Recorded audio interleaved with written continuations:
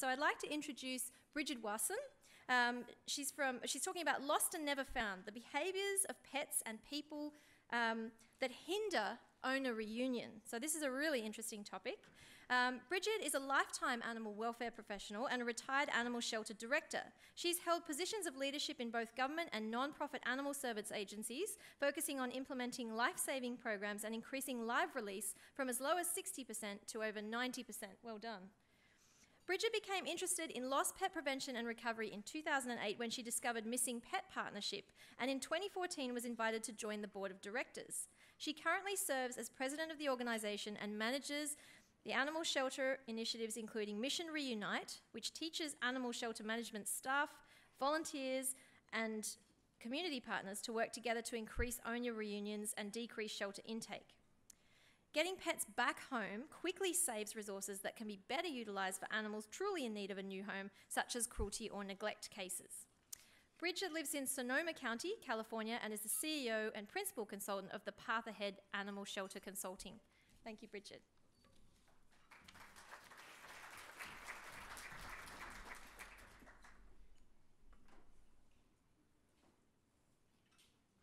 There we are. Good morning, everybody. I'm so pleased to be here with you. It's been a long journey all the way from California, but I'm so pleased to be here with you today and talk about the mission of Missing Pet Partnership. So my background is in animal shelters, as was mentioned, and in the past years, we focused only on adoptions. And those were our life-saving programs, and we were really excited about that, increasing fostering and raising of kittens and so forth. But at some point in my career, I started to realize that with 75 to 80% of animals in most pounds being strays that are unclaimed, what is it that we can be doing differently? And I started to wonder, why are so many of these animals never claimed? Why are they lost and never found? And is it because owners are irresponsible or they don't care? Or is there something that we in the agencies can be doing differently? So today I'm going to talk about some of the problems as they relate to the behavior of missing pets and the behavior of the people in their lives, being their owners and the finders and us in the shelters. So some of the problems that we have are that missing behavior is not known and it's not understood. So people make assumptions and they're unable to find their pets because they don't know what is actually going on out there in the real world. And the behavior of the owners, friends, and family can also be a hindrance, as we'll discuss here in a moment. One of the things that people don't realize is that pets will behave differently when they are lost than when they are at home. They're very frightened, they might be ill or injured, and so what people expect is not what they find when the pet is hiding or running around out in the environment. Also, people don't realize that dogs and cats behave differently. To us, that may seem obvious, but your search for a missing dog and a missing cat are going to be quite different. So let's start by talking about cats. So the first thing that you want to find out when you are assisting an owner, so a lot of this information will be useful to you because you work in shelters and pounds. So we also have pet detectives who actually work in the communities with people, helping them physically look for their pets. We actually have folks with search dogs who use scent searches, and those services are amazing and helpful. But most of what you will be doing is actually in the shelter or pound. You, your staff, volunteers will be counseling people when they come in. Because if you can help them find their pet themselves, then maybe it won't end up at the pound, and they won't have to come back, and their pet won't become lost in your system. If that person is able to help themselves, then they won't have to rely on you. So the first question to ask with a cat is, are they indoor or outdoor? And there's a lot of variation on this. People will say, oh, my cat is strictly indoors, except I let him out in the garden once in a while to get some sun. Okay, well, that's not really a totally indoor cat. And there's obviously a lot more to this, and we talk about this in our training program, but today I'm just going to give you an overview, and anyone is welcome to follow up with me later if they want more details. But I'm just kind of giving you an idea today of the most important points about their behavior. So, because an indoor cat has not had any experience with other places in the world. They're very naive, they're very isolated. We recommend people keep their cats indoors, they're safer, But another result of that is that they are not familiar with the outside world. So even getting out in front of their own house can be terrifying. So that cat is going to behave differently than one that goes indoors and outdoors and has a territory. They know maybe 1 block, 2 blocks, a certain area around their home, and they're very confident with that area. So that cat is obviously going to behave very differently and perhaps maybe found further away from home. Also, is the cat shy or outgoing? If someone comes to visit your home, does the cat come out to visit them with his tail up, or does he become invisible until an hour after your guest goes back home? Those cats are going to behave differently under a stressful situation of being lost. So the indoor cats, this is super important, and most owners have no idea about this. They're usually found quite close to home. People want to walk up and down the streets, they want to search around the neighborhoods, but most often they are found underneath the home, under a deck, in the bushes, maybe across the street. Many cats are even still in the house. This particular kitty here was lost in, I believe it was Chicago, downtown in an apartment up above some businesses. The owner called us for help. We counseled her. She believed the cat had gotten out because she disappeared, but she hadn't actually seen her get out, and that's always a red flag to us. So I counseled her to look in the apartment and around the apartment. Well, she had gone all up and down the street, talking to the business owners, putting up signs in the neighborhood. It turns out the cat had gone across the hall to her landlord's apartment and was hiding in the piano. So that's on our list of unusual places where we find cats, was in the piano. And she had actually looked. The landlord had allowed her to come in and look in the apartment. She'd walked right by the piano. The cat had not meowed, has not responded. And it wasn't until later, when the landlord was at home and it was quiet, that she came out of the piano.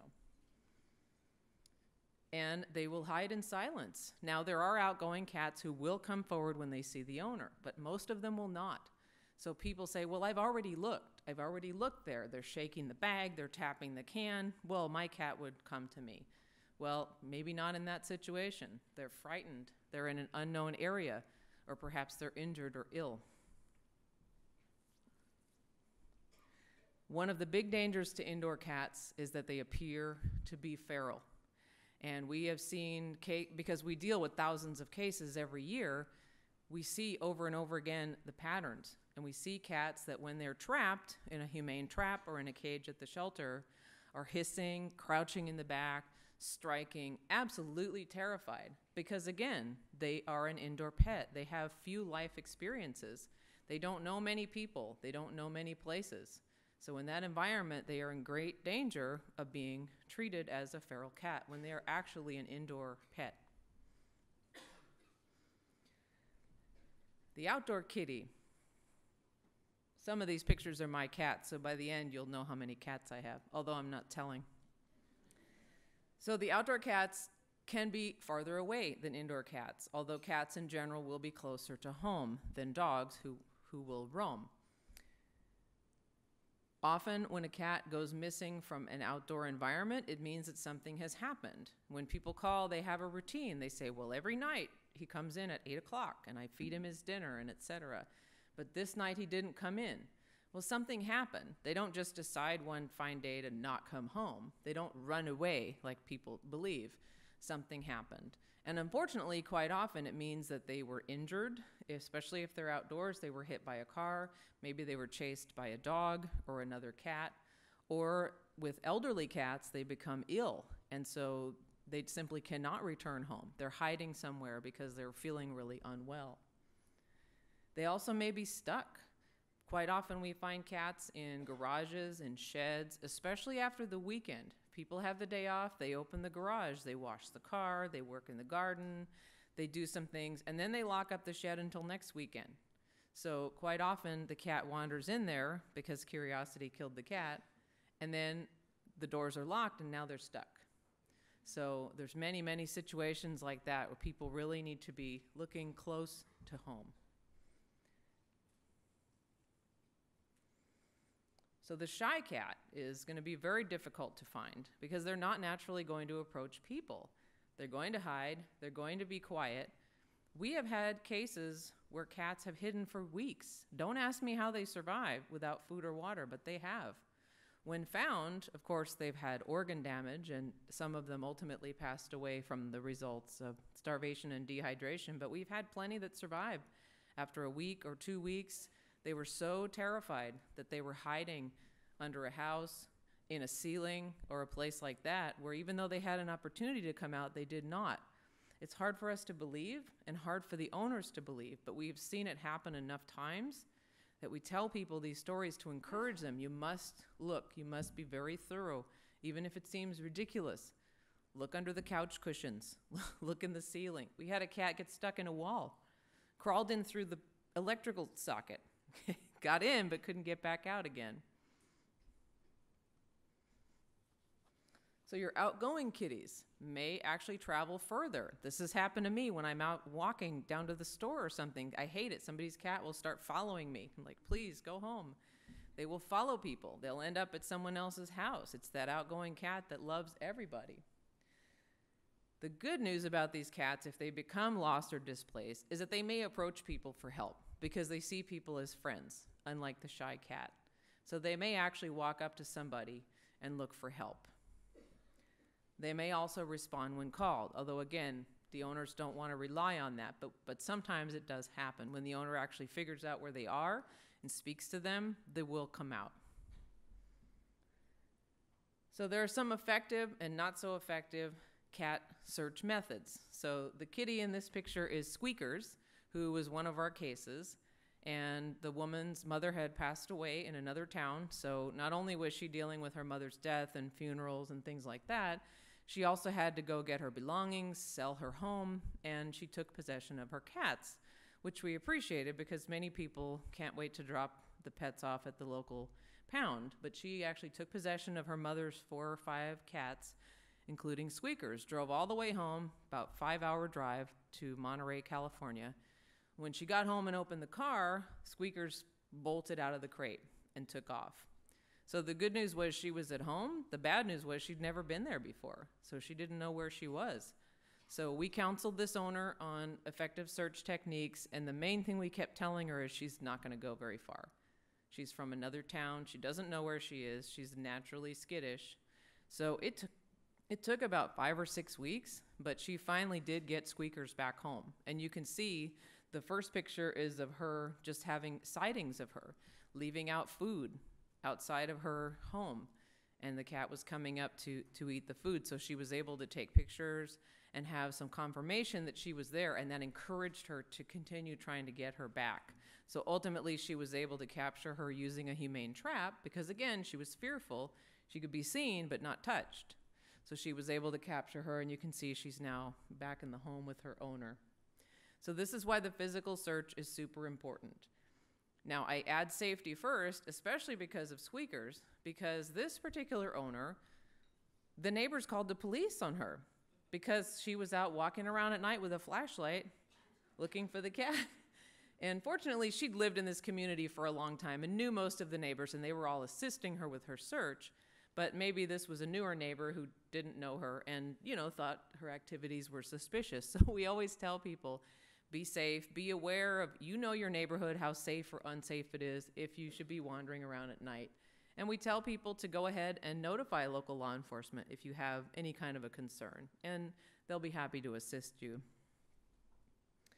Be aware of your surroundings and don't trespass. While we recommend that you check in neighbors' yards because they're often there, for the love of God, do not go in their yard without their permission. Because again, they will call the police, or in some parts of the country, you may get shot at. So number 2, notifying neighbors. This is super helpful, but nobody wants to talk to their neighbors. We found this also in my shelter work in dog barking complaints and other kinds of complaints. I want to call the pound. I want somebody to go out and tell this person to make their dog stop barking. You go and talk to the person. You said, have you talked to your neighbors? Well, no, I can't talk to him.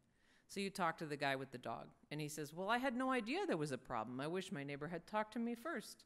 I would have tried to do something about it. People don't want to talk to each other. In this particular case, if this cat is actually close to my home, this owner went from door to door. She was really determined. We've been having some crazy heat waves in California, And like most of us, she slept with the windows open at night. And the indoor cat pushed out the screen, got out and disappeared, was missing for weeks. And it's a black cat. It's hard to see. There's many of them. They look the same. So she created these little cards, and as she did in her search, she would stick them under people's doormats or in front of their house, and this started to generate leads for her. So ultimately, she was able to find the cat by engaging her neighbors in the search. And interestingly, she ultimately found him one night. She'd been kind of looking in one direction where she assumed he went, where there was a public park, and it just looked like a place a cat would like. But ultimately, she found him going the other way based on some phone calls from these little cards, so she decided to search in the other direction. She walked that way, looked out, didn't see him, didn't hear him, no sign, came back home. That night, the cat came back home. So this is anecdotal, but what we think is happening, because we keep hearing this over and over again, is when the owner searches in a new place and then walks back home, they're leaving a scent trail. And so we believe the cat either sees them, hears them, or somehow becomes aware of the owner and then follows the trail back later, usually at night when it's quiet. So I can't prove that, but this is something I keep hearing. And so I think that may be a possibility. But again, the searching, the talking to the neighbors. Microchips. How many people think microchips are a GPS? Okay, I can just track and know where my pet is. Well, unfortunately, that technology doesn't exist, and I don't know if it ever will. Many of them are not registered. I don't know how it is in Australia. In America, it's probably 50% that are correctly registered. They may not be registered. It may be a previous owner. It may be a number that's disconnected or an old residence. But often, these lead to dead ends. So this is super important for people to know, even if the pet is already missing, to call the chip company and update that information. Most people don't even understand how this works, so that's very important. It's not magic. People also need to think critically. At a time that the pet goes missing, they are grieving, they're upset. If people have a strong bond with their pet, it's like losing a child or a family member. They're extremely upset and they can become irrational, which is why I mentioned the safety first. People do things they normally wouldn't do. If they see an animal in the street, they'll run out into traffic without thinking of their own safety. But you have to stop and think about yourself first, and that's difficult for people when they're in an emotional state. One of the things we counsel people on watching out for is scams. Unfortunately, there are a lot of scams, and there's just some plain bad advice, and people waste a lot of time doing things that aren't effective. There are no quick fixes. Okay, here's one of our favorites. Who has heard put out a dirty litter box and your cat will come home? Okay, it's ridiculous. This has taken on a life of its own with variations that it should be a dirty litter box. It should be a clean litter box. You can just buy a bag of the litter that you use and sprinkle it around your house. Another variation was you can empty vacuum cleaner contents around your house. I don't know about you, but I don't want to dump all the pet hair from my vacuum cleaner out in front of my house.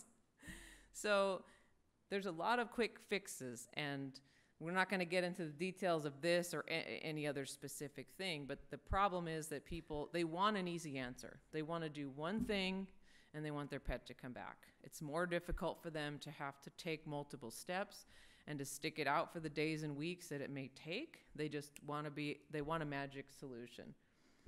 Okay, my cat went away to die. That's another favorite one. As if pets had a concept of life or an afterlife like we do. They certainly do not.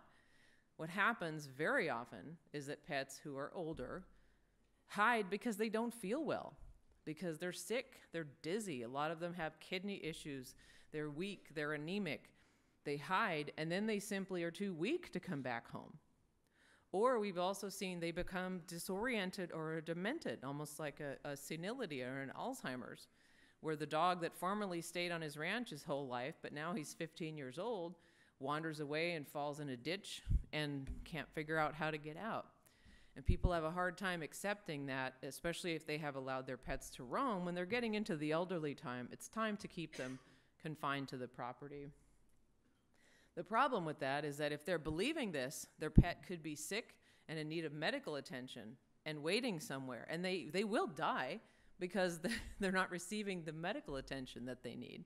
but it's not because the animal intended for that to happen. And many people say my pet was killed by a wild animal. And in America, it's usually coyotes. They were killed by a coyote, any kind of wild animal. The problem is, in many parts of the country, wild animals and pets coexist quite peacefully. Yes, there are areas where wild animals do kill and consume pets, but it's much less common than people believe. And the danger in this is that people, if they believe their pet has been killed, they will stop looking. And that's the number one reason why the pets are not found, is because people give up. They stop looking. They believe some story about what happened. They were killed. They were hit by a car. Someone else took them. And then they simply stop looking. And that's the end of that. Okay, psychics. I don't know how big these are in Australia, but especially like in the 90s, these phone psychics were a huge thing. There were psychic networks, and it was a big scam. But they're still around today, and people do call them. And, you know, some people really believe in this stuff, so I'm not going to argue with people if that's what they believe in. The concern we have with psychics is that, number one, people are spending money that could be better spent either on hiring a reputable pet detective to come out and physically assist them, or to assist them remotely, or on spending money on some search techniques like purchasing a trap or some equipment like that that may actually help them get their pet back. And furthermore, we've had situations where people only focused on what the psychic said, and therefore they did not do anything else. For example, one case that we always talk about, a woman's cat disappeared, and she contacted us, and we gave her advice. She said she had worked with a psychic who told her the cat was in a field somewhere and described the way the field looked. So she was focusing on that, trying to figure out where was this field that the cat was. And we asked her, well, did you go down and look at the pound? Well, no, the cat is not at the pound. As it turns out, believe it or not, a neighbor had previously trapped her other cat and brought it to the pound. So this had actually happened to her before, but it didn't occur to her that the same neighbor might have trapped her other cat and brought it to the pound, because the psychic said, etc. So you can see the danger in this. People get, their mind is narrowed to that one answer. There's also a lot of scams where people want money, and that's very unfortunate. It's just horrific that people want to prey on individuals who are grieving and desperate and ready to do anything to get their pet back. So let's talk a little bit about dogs. So again, you're going to have two basic behavior types. You're going to have one that's out exploring, that's just having a great time, or one that is running scared. And you also have dogs that are naturally shy, the ones that will hide and don't particularly want to meet new people, or the dog that loves everybody and wiggles his butt for any robber who comes in the door. So this little guy, I don't know about here, but this dog is running all across America. We have millions of them. Chihuahuas, Chihuahua dachshunds, we call them chiweenies. It's a mixture. They're extremely popular, and there are millions of them. So that's why I used his picture. These dogs get out all the time. The frequent flyer type dogs, they know their territory. You see them walking their territory, lifting their leg, urinating, checking everything out, and then they come back home.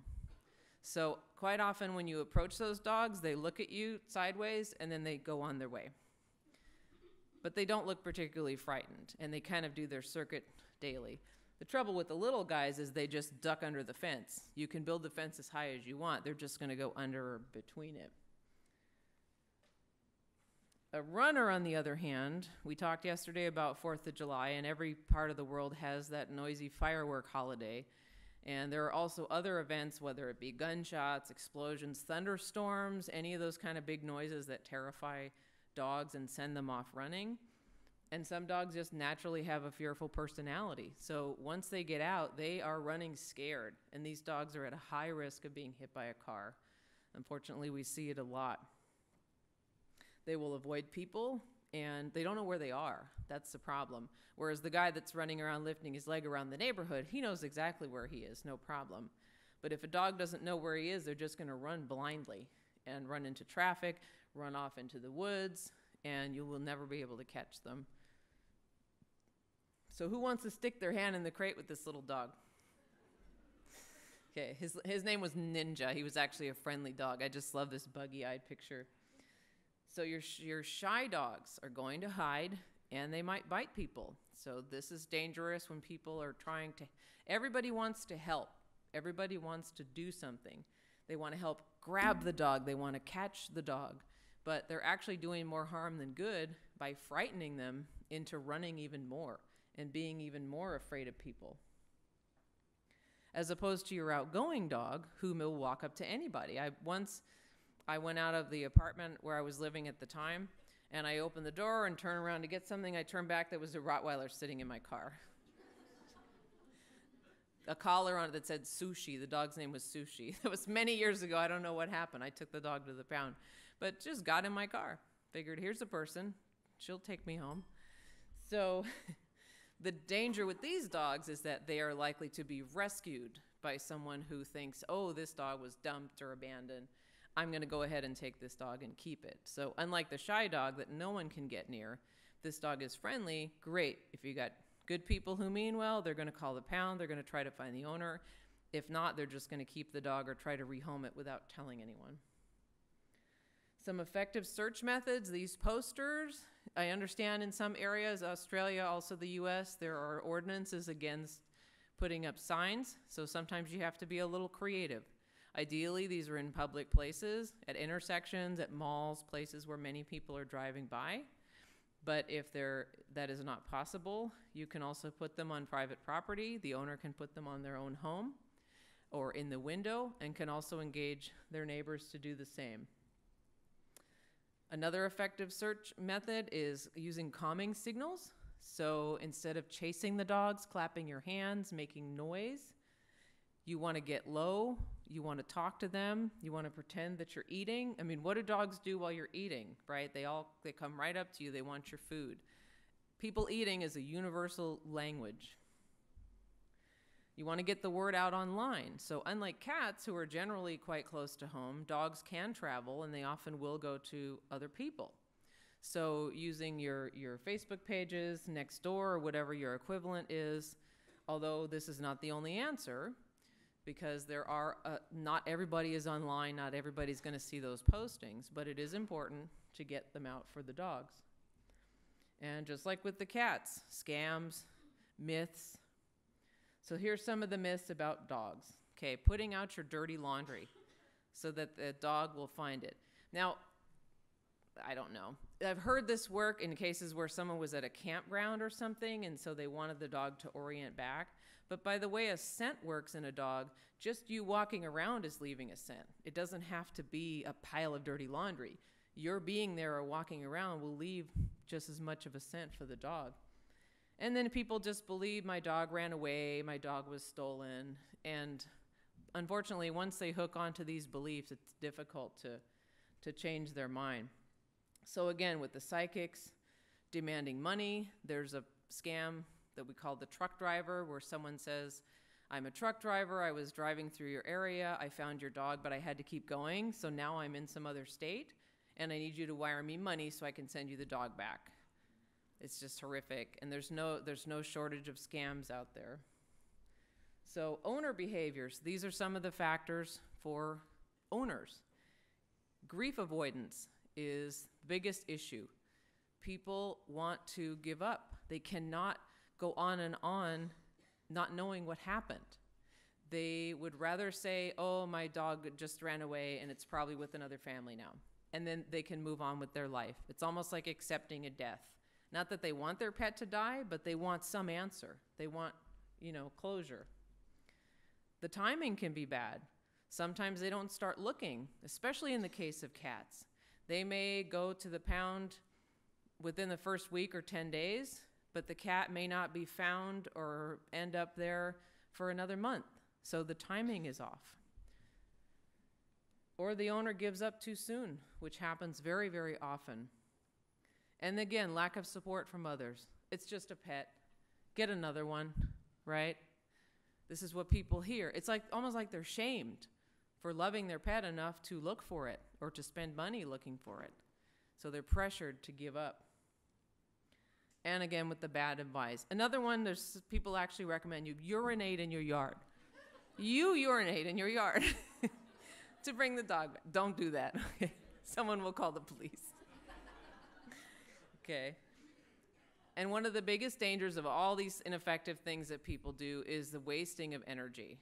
Because as we've discussed today, people give up quickly, they run out of energy, they run out of steam, and we want them to use their time effectively. We would rather that they talk to someone who can counsel them with good advice. We'd rather that they make an effective poster rather than doing all these other things that really aren't helping them. Some people will say, oh, I've done everything already. Well, you've done many things, but are they effective things? Are they actually going to help you find your pet? Okay, so finder behavior is another huge problem. And I'm sure this happens everywhere. People find an animal and they say, it's mine. I'm going to keep it, okay? People get really attached to it. It happens to all of us. It's happened to me. My neighbor's dog was getting out all the time, and I thought, well, she's really cute. You know, maybe she shouldn't have her back, and maybe I should just keep her. What's wrong with me? I'm the one who teaches this stuff. But it's human nature. We bond immediately to animals. And so we give them names. We want to keep them. But unfortunately, this is not only wrong, it's also illegal. This is someone's pet. And we believe that we form a bond, you know, but that's in our mind. The animal will be friendly to anyone who picks it up. The owner doesn't deserve the pet back, like we've talked about earlier today. Oh, this animal must be neglected. It must be abandoned. It's skinny or dirty. Well, what if it's been running loose for 2 weeks? Animals can get into pretty bad shape when they've been out on the run for a while, and it doesn't take very long. Sometimes even when the owner comes forward, these individuals, and I'm not talking about folks in the pound, I'm talking more about people in the community, they will give them a hard time to get the pet back, and they will just want to keep it for themselves. They just refuse to accept reality. Their belief is that every animal needs to be rescued, and so sometimes they will give the animal away even without trying to look for the owner. And this is really unfortunate because you have people out there searching for nothing. When their animal has never, how will they ever find it if it's been given away to another person? And then some people just have a lack of knowledge. They're nice people, they mean well, they've never found a pet before. Maybe they're not a pet owner. They don't know about shelters. They don't know what the laws are. So they just think, well, this dog was in danger. I helped it and I gave it to my neighbor and now it's okay. So the reason that this is also important to you is that understanding these behaviors will help you to better counsel people when they come into you looking for assistance in finding their missing pets. And hopefully if they can find them at home in the communities, they won't be coming into your shelter. And if you can keep them encouraged to continue looking, they will also keep coming to your shelter and they will reclaim their pet and they won't end up just having to be rolled into your adoption program. Thank you.